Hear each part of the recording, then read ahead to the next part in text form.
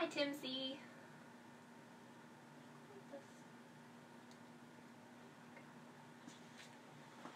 Hi, guys.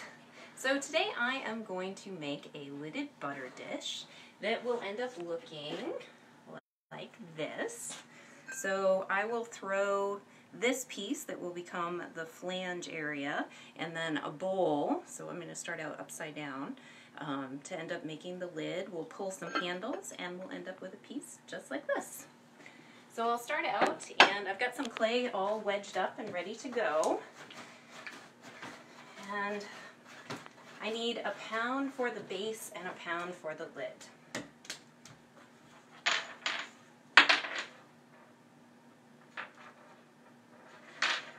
Get my scale going.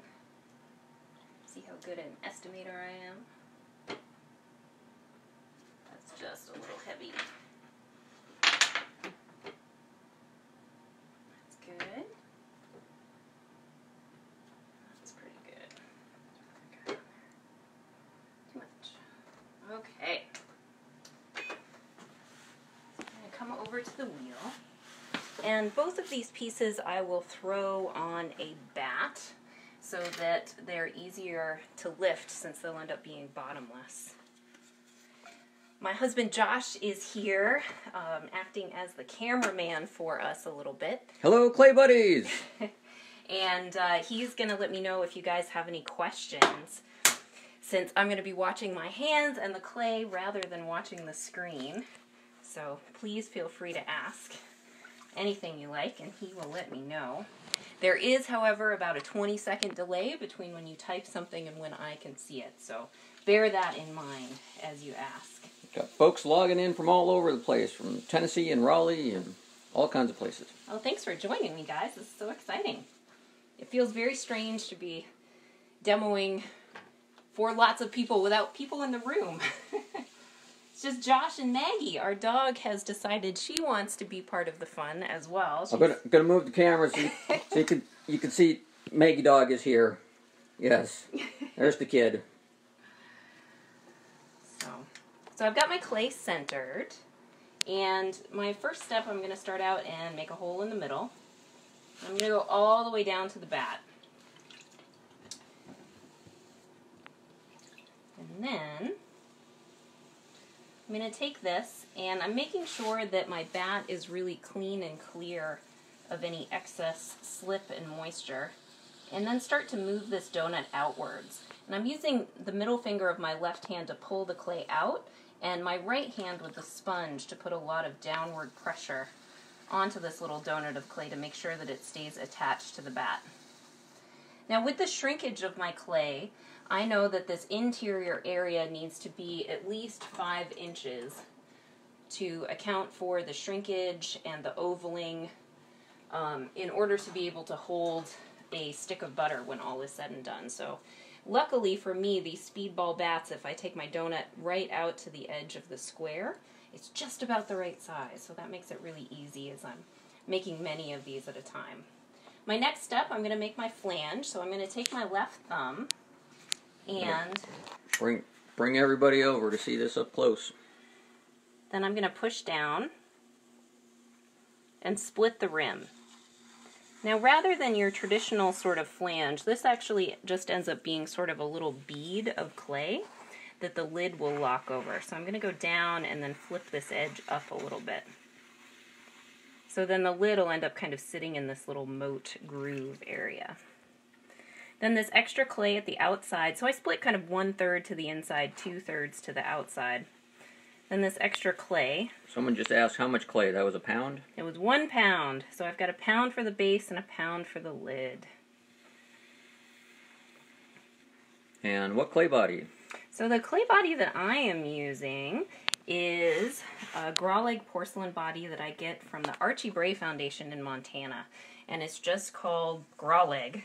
And it is a cone 10 body that is easy to throw and hand build with. Nice and white and has some translucency to it. I also really like buying my clay from the Bray because I feel like my money is going back into a foundation that gave me a lot, and that I'm supporting other artists with my purchase. So this is Archie Bray Foundation Grawleg Porcelain. So this shape looks just about as I want it to be. I do have an extra little skirt of clay down here at the bottom corner. So just to finish this base of the butter dish, I'm going to take a wooden knife and come in following the side wall of the piece down, and then take my knife and come underneath that extra little skirt of clay and release it from the bat. And then clean up anything that might look funky. And then my last step. Somebody just asked, where are you located, Martha? I am in Maine. And we actually are supposed to get snow today. I'm so jealous of everyone that I've seen posting pictures of daffodils and tulips and flowers blooming. We are a long ways off from that yet. Cold here in the Northeast today. I think when we drove into the studio it was still in the 20s. And somebody from South Africa logging in. Hello, South Africa. Alright, so my next step, I need to make a measurement so that I know that my lid will fit this base. So I'm measuring inside of the moat, if you will. So the outside edge of my little bead. Patty Celio just signed in. Patty! Yay, Helena, Montana! And Seneca's out there. So exciting to have people I know watching. So that measurement will end up being the inside measurement of my lid. So this piece is done and does not want to come off of the bat pins. We've got that. So I'll set that aside. Hello from the Netherlands. Wow. Everybody said it's snowing where they are. Well, it's not snowing here yet, but it's coming. So this is another pound of clay, and again, I'm making the lid. So I'm going to start out and get centered. You said, love the little calipers. Those are from the... These are from the ceramic shop in New Jersey. I picked them up at NCECA a couple years ago, and for me, they're really nice. They are the same principle as the Lid Masters, but they're smaller, and I very rarely make anything that needs a lid that's bigger than 6-8 inches, so they're sort of the perfect size. So clay is centered. You just missed it. Somebody from Naples. Florida? Yes, Naples, Okay. Florida. Another in South Africa. Holy schmoly. All right. So I'm centered, and I've opened all the way down to the bat again. How wide did you open that clay? This one, I'm probably going to have the inside be maybe 2.5 inches. When all is said and done, it's not going to go super wide, because I want the lid to have kind of a dome shape to it. So what is the top right now that ends up being the bottom will be wider, and then down by the bat will be narrower. Sunshine in Scotland. Where in Maine? I She's am in Niagara-on-the-Lake, Ontario. I am in Bethel, Maine, so it's right on the Maine-New Hampshire border. About halfway up in the White Mountains near Mount Washington in New Hampshire. We're about 10 miles, 12 miles off of the Appalachian Trail, if you're a hiker. First person asked, what's the green thing on the wheel? So this is a homemade bat grabber. It's just made out of a piece of synthetic chamois. And often I am throwing on a masonite bat. And a lot of my bats I've had since the early 2000s, so they are old and the pins are a little bit worn.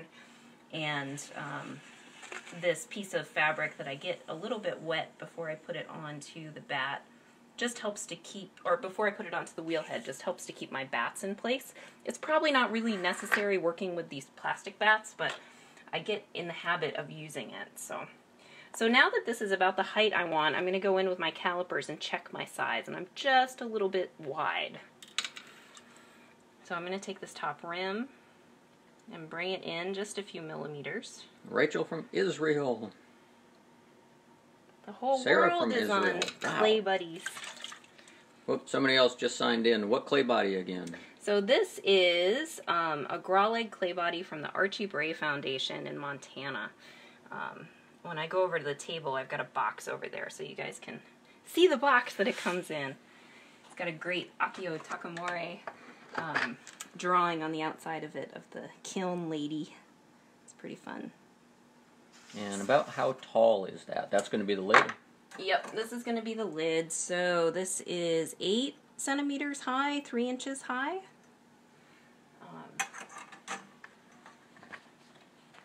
And I'm just cutting off my extra little skirt.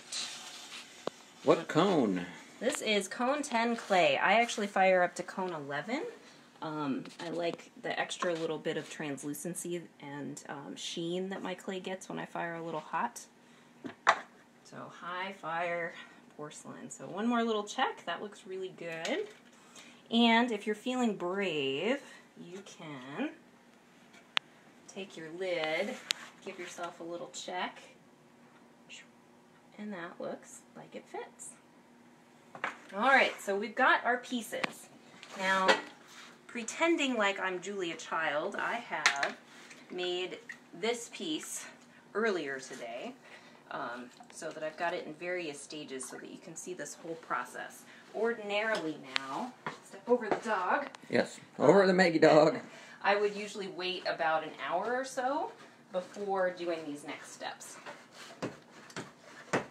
So, first thing I'm going to do is to make Yes, reduction kiln. Oxidation. Electric. I'm firing in an electric kiln. Okay, so I'm going to pull some handles, which was one of the themes for today. So I've got some clay all wedged up and ready to go. And rather than trying to pull from this great big block... Oh, Elizabeth asked, did I miss why you went all the way to the bat for the lid? So I need it to be able to be ovaled, which you'll see in just a second. So by going all the way down to the bat, it's going to allow me to make that round piece oval from top to bottom. Wendy from Alaska popped in. Yay, Wendy! So now I'm taking the clay and stretching it on the table. What's the surface of your wedging table? This is just a piece of plywood. It actually was part of my farewell, or maybe my fellowship show at the Bray, and so I stained it a mahogany color and varnished it, and it has been retrofitted to be part of the studio now. So it's nothing fancy, it's just plywood. But it has stain. But it's stained. Hey, puppy dog, you were kind of in the way. Thanks. Maggie's helping today. Yeah. So to minimize my mess in the studio, I tend to pull my handles over a 5-gallon bucket. So I'm going to take my plug of clay, I'm going to get it wet, get my hand wet, and for the handle for this butter dish, it's going to arch over the top. And so I want the two ends to be fat, where it's going to make the attachment onto the lid. And then the central area, the middle of it, to be skinnier. So I'm pulling this sort of dog bone shaped handle. So I started off and established sort of a waistline. And then each pull as I get to the bottom, I'm opening my hand and releasing, so that I don't pull off that extra piece of clay. Now this handle needs to be, I guess, about 7 inches long or so. And I can stop and kind of think about what that's going to look like as an arch over the top. And that seems pretty good. So then I'm just going to cut it off. And usually I have a bat. Let me grab one. So I'll take a plastic bat and set my handle up on there to make sure it doesn't get too dried out, but is able to dry a little bit before I use it. Then you can see on this finished piece. Maybe bring that over, yeah. So I just pulled this piece here, and now I'm going to do these little extra added fancy doodads. So this and this will be 2 tapered handles, and then I'll end up making a little finial ball that'll go in the center. So, take our plug of clay and make a couple of little tiny handles.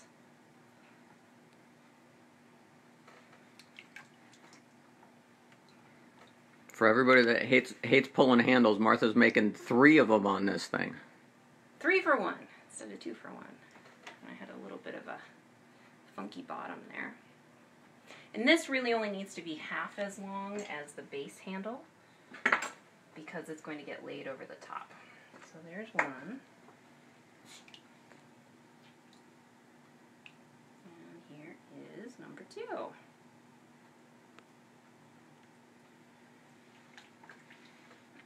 Joe asked, are you working in a home studio or at a school? So my husband and I moved from being at the Archie Bray Foundation in Montana to my hometown in Maine about 5 years ago. And my father used to run a machine shop, and he retired a few years before we came back. And the business was no longer at the facility, but he owned the building. And so he was very kind and generous to us and said that if we wanted to turn it into a clay studio, that we could. So we are actually in a big industrial building. It's about 6,000 square feet, and kind of crazily, my studio is about 12 by 12.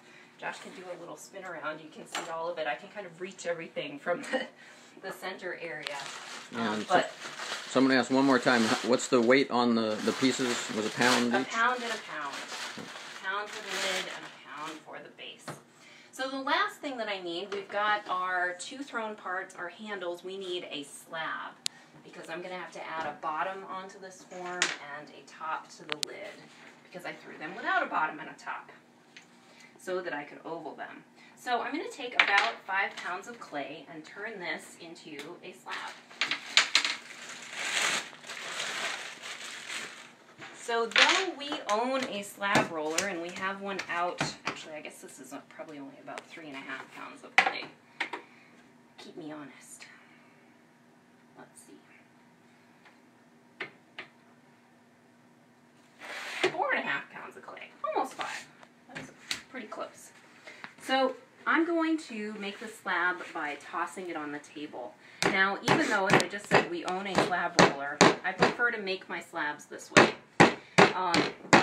By making a slab that you pound out and then toss, it makes the clay very well compressed so that it is less likely to warp during the firing process.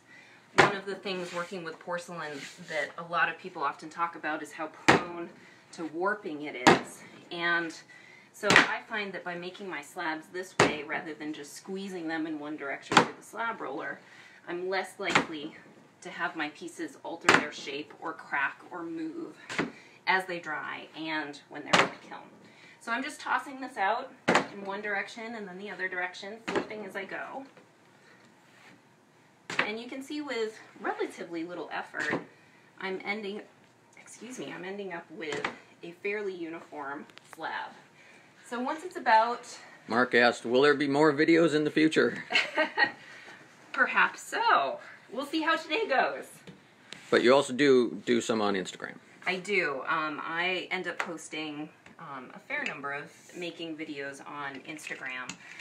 This is my first Clay Buddies one, though, and you guys are such a wonderful group that maybe there will be more. Oh, what's the cover on your paddle, the mallet, and why? It's a sock. Very exciting, a sock. It's to make it so that the wood of the mallet doesn't get stuck to the clay quite as easily. Just making one slab, it probably wouldn't matter, but if I were going to make 3 or 4 slabs, the wood would start to absorb some of the moisture from the clay and get stuck every time I pound it down into it. So the sock is just a release agent. Someone asked if this will be on YouTube, and I think that's the deal. So I think Stacy is going to put together a YouTube channel of all of the demonstrations that folks are doing throughout this week. So after I get one side nice and smooth, then I'm going to take a second piece of drywall, sandwich, flip, and smooth the other side. Then we'll be just about ready to get to the exciting stuff, which for me is the hand building. Cool sprayer. Is it just water? It is just water, and it's a very, very fine mist. It's essentially just making it so that my rib glides across the surface really easily. I'm not trying to saturate the clay or get it any wetter. I actually need this to dry out a little bit, so I'm managing my moisture. What kind of sprayer? These are so great. So this is called a Flare Osol, And I don't know if you can see in the video, but it makes this really beautiful fine mist. You can buy them on Amazon. It's a hairdresser? It's a hairdressing tool. But it's called a Flare Osol. I think it's F-L-A-R-E-O-S-O-L. But don't quote me on the spelling. Allison asks, is the work table wood? Yep, just plywood with stain. Plywood and stained. I know it looks a crazy color, but it's just plywood. So now I'm just trimming off the edge, because no matter how good you are at making one of these slabs, this outside edge is always just a little bit thinner than the inside. And someone asked, how do you make it so flat? That's just lots of practice. So pretty much every single piece that I make, except for bowls and plates, has one of these slabs attached to it. So I make a lot of them. Alright, so we have thrown parts, we have slabs, we have handles. Now, imagine that an hour has passed and the pieces that I threw have had a chance to stiffen up. And what I'm looking for before I alter is for the clay to not be sticky anymore, so that I can touch the surface and I'm not making fingerprints, but I still want it to be flexible, so you can see how much that clay still is able to move around. So since I want this butter dish to be oval rather than round, but I have measured so that my lid fits inside of this base, as I'm altering, I need to make sure that this circumference remains exactly the same, even though I'm going from round to oval. So I'll wire this off of the bat. So this is the part to pay attention to. Nothing is changing but the shape.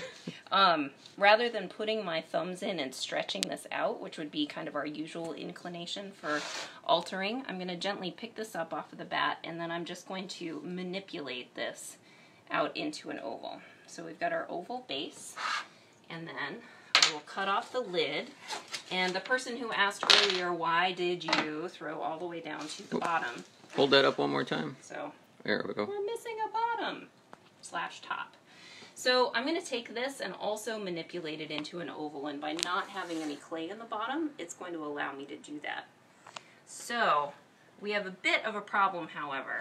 So as I ovaled it, you can see how this sort of is like a rocking horse, which means that it's not going to sit down flat in our base. So all I'm going to do, this circumference is important, this one is not. So to get these two ends to go down, I'll put my fingers on the inside and stretch that top. And that's going to make those come down flat. And then theoretically, if it fit when it was round, it'll still fit when it's oval. Got a little love from Ray Baxter out in Michigan. Ray! She said you give a good workshop. Thanks, Ray. Ray has been to a lot of my workshops. We've met up in all kinds of places, which has been wonderful. So then these, as you can see, are still really soft and floppy. So I would let these dry for another half hour, 45 minutes. It depends on how warm it is in your studio, if you've got AC on, if you've got heat on, and all of those sorts of things. So now we're going to move over to this table, and I'm going to start doing some hand building. The camera's going to move a little bit. I'll get Josh will get all positioned. situated around a dog. Yes. Here's Got the dog. A bit of an obstacle in the studio. Mm-hmm. All right. So, now I have these two pieces which have had a chance to stiffen up. Oh, Maggie. Why don't you go under the table? Yeah, you've got a bed under there. Can you go sit? So they've had a chance to stiffen up where if I hold it by one end, the piece doesn't change its shape. So they're firm enough that I can gently push down, but soft enough that I'll still be able to alter my edge. Then I have a slab that's also been sitting for a while, so it has also had a chance to stiffen up, so it's not quite so floppy. So first thing I'm going to do is to take my butter dish and go over onto this slab and get a piece that's a little bit bigger than what I actually need. Now this slab is actually a little bit thicker than I actually want it to be on the piece. So I am going to toss it down onto the table. You guys are probably going to ask, this table is melamine, so it's covered with plastic, which for me is really nice because it is a smooth surface. It doesn't absorb any moisture. So I can leave a slab sitting on this and I don't have to worry about it getting too stiff.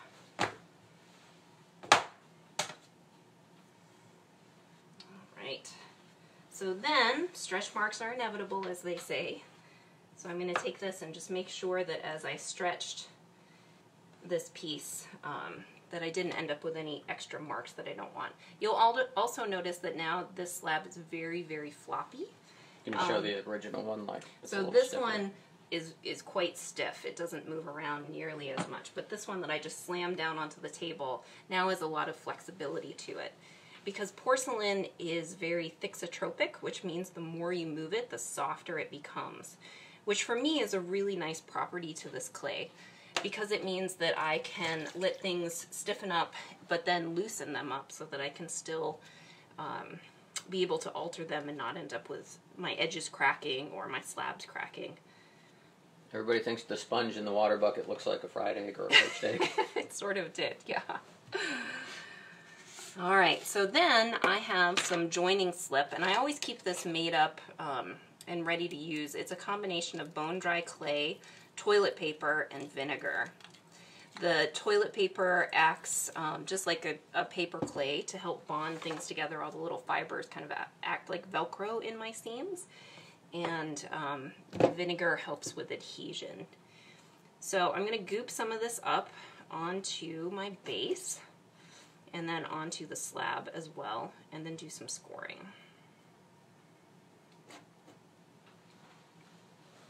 Seneca likes that word. I think she means thixotropic. Yeah. That 20-second delay is interesting, so I apologize if I don't answer your questions or respond to you right as you say something, because I won't see it for 20 seconds. So I'm scoring up the base. Would this method work with Cone 6 stoneware? It Absolutely. would. Yep, it would work with earthenware. The only thing you'll have to watch out for using a groggy clay body, when I go to alter my edges, I do some sponging, and you would just have to make sure that you're not sponging away. Josh, can you hand me some of that foam up there? The infamous slip jar. Yeah. The gelato containers. They're such a good thing. They're good to start out with, and then good to use afterwards. How much toilet paper to clay, since TP is a rare ceramic supply right now? So I use about 2 cups of vinegar to 7 squares of toilet paper. Is that right? No, cup of vinegar. Cup of vinegar. Cup of vinegar, cup of clay, dry clay.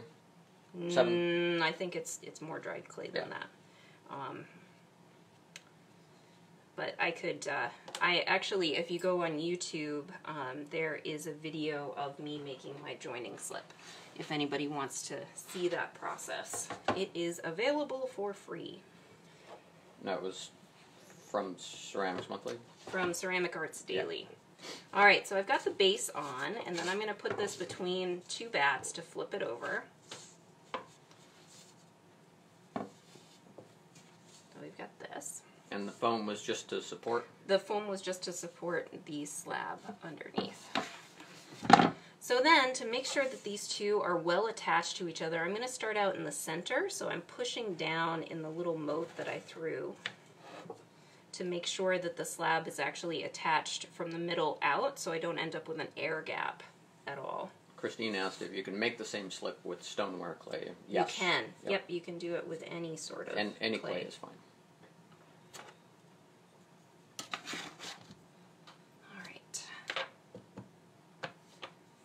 So then, now that I know that the slab is attached all the way across, I'm just going to take a soft bristled brush. Well, it's actually kind of medium soft, medium firm.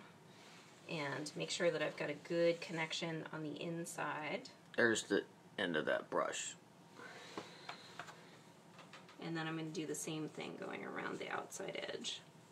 Now you'll notice that I have attached my slab, but I have not cut it to shape. So I always attach first and cut second, because I feel like if I cut the perfect shape flip the piece over, pull the slab off, slip and score, put the two pieces back together that they never match up. So now I'm going to use my handy dandy Dolan knife. These are the best knives ever, to cut my shape at the bottom. And I'm going to do a series of points and curves. I'm going to have a point at each end and a point in the center, and then kind of a long swooping curve in between. And I just freehand this cut, but I have also made this cut several thousand times a year. So it comes very Casey easy just to logged me. in from Casey Cleary Hammerschmidt. Hi, Casey. So I'll pull all that off. Little review on the clay. All right, so I am using a Grawleg porcelain body that I buy from the Archie Bray Foundation in Helena, Montana. Fires to cone 10. Fires to cone 10. In the electric kiln is what you're doing. So this is the shape that I've cut. And because the sides of my butter dish tilt out a little bit, I'm not able to make a straight cut. So I'm just going to go along and cut off that extra long edge. That's a Dolan 220C, the flexible version. Somebody said that you should pay your assistant a bunch. He's pretty chatty today. Martha makes me pie. I get paid in pie. Yep. Pie and soup. Foam in the center. Yep, there's foam in the center to support that slab so it doesn't fall down. Yep, we're firing cone 10 in the electric kiln. You're just going to answer all the questions. Alright, so I've got that edge trimmed off. And now I'm going to come in and just add a tiny bit of moisture onto this. How am I doing on time? Half an hour. Oh, we're doing good. Yeah, you got plenty of time. We got acres of time. It's always interesting thinking about demoing live and time constraints, what you can get done and what's possible and not.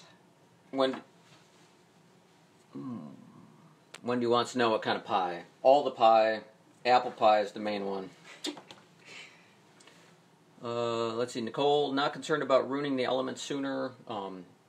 So the kiln that I have is a cone art kiln, and it is made to fire to cone 10. The elements are a little bit beefier in it, and they're also just laid into the track without any pins, so there's less resistance, which is supposed to make them last a little bit longer. They also, when you're firing that hot, the elements relax into the channel. And the last set of elements, Josh just changed them a little bit ago. They lasted nearly 5 years, and I fire up to cone 11 in my electric kiln at least once a month, plus bisque firings, and we have a community class studio, and we probably use it for their work maybe every other month or so. So it gets cone 6 firings as well, and they lasted 5 years, which I think for the amount of firing and firing as hot as I do is pretty gosh darn good. Cool. All right. So a couple of folks asked, yes, I am a potter also, and are you pushing the sides down to attach everything? To attach the base and the slab? Yes, I did. So I started right in the center channel.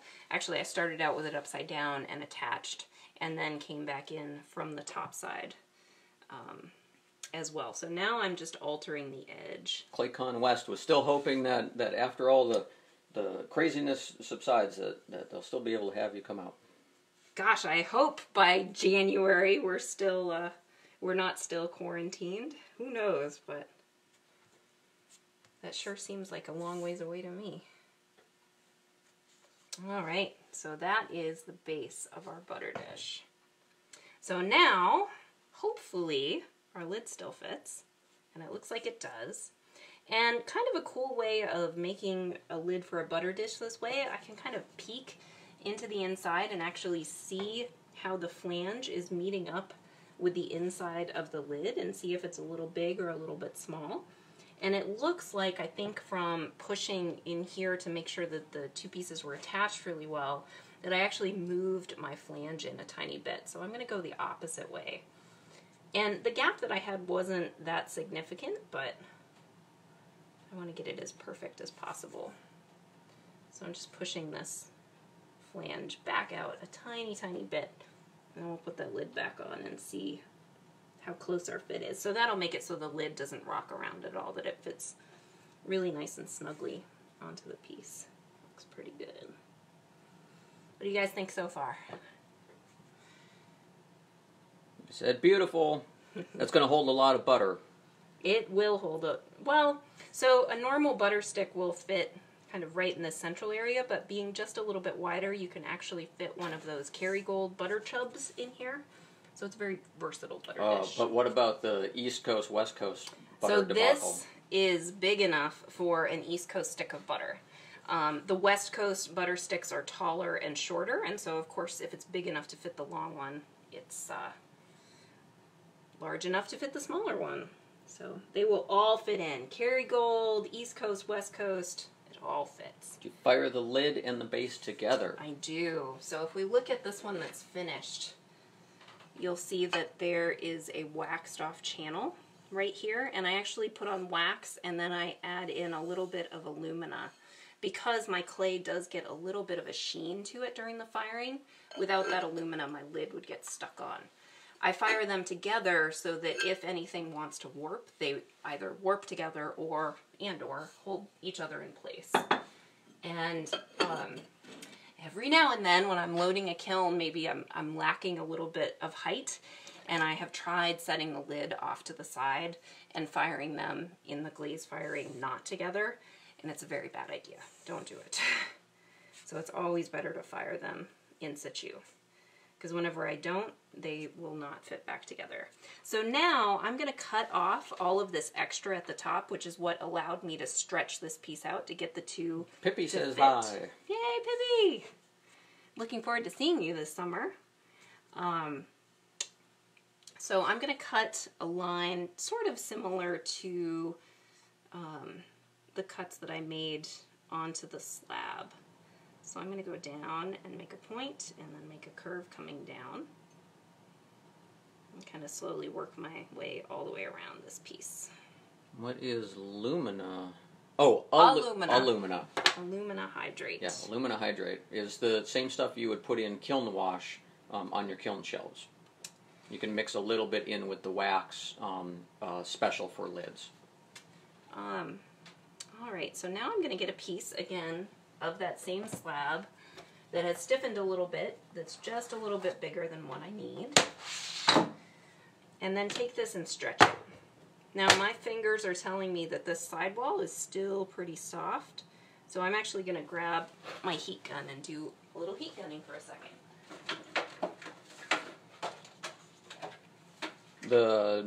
Except I'm not sure where I'm going to plug in. Can you plug me into that extension cord? Yep. We're having outlet issues. We've got a computer plugged in and my phone plugged in. There you go. Light plugged in. Okay. You'll have to explain that little... So this is a heat gun. It's hot enough that you can't really keep your hand in front of it. But it's small enough and quiet enough that it is great for me when I'm doing workshops. Because it's not so loud that I can't talk over it. And it's small enough that it fits in my travel bag, because often when I go to teach workshops I have to fly and check a bag, and so space is of the essence.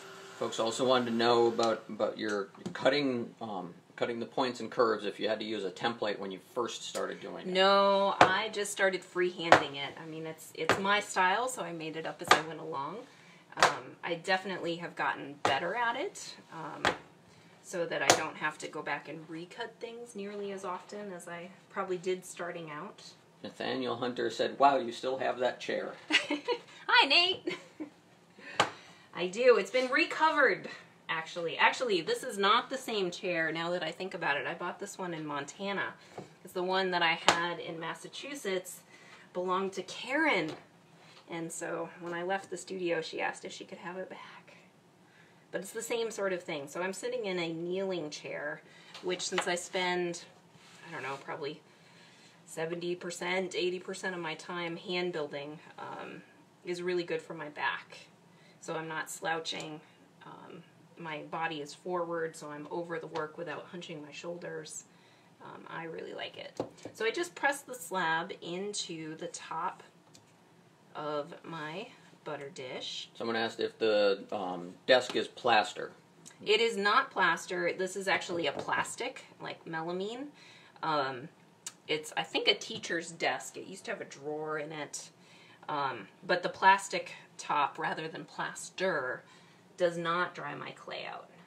So I can leave a slab sitting here and not be worried that it's getting too stiff. Because if I was making, let's say, 20 mugs, I would have a long strip that I was cutting all of the bottoms out of. Somebody asked, does anyone else have a problem with the video stopping? Uh-oh. Seems like it's going okay. I've got it playing on my computer, but we also have a decent internet signal.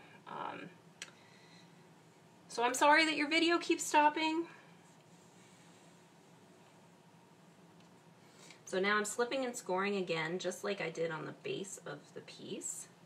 So I'll score the slab as well as the thrown part. And then put these two back together again, lining those scoring marks up. Well, it looks like everybody else's video is running fine. Well, that's good.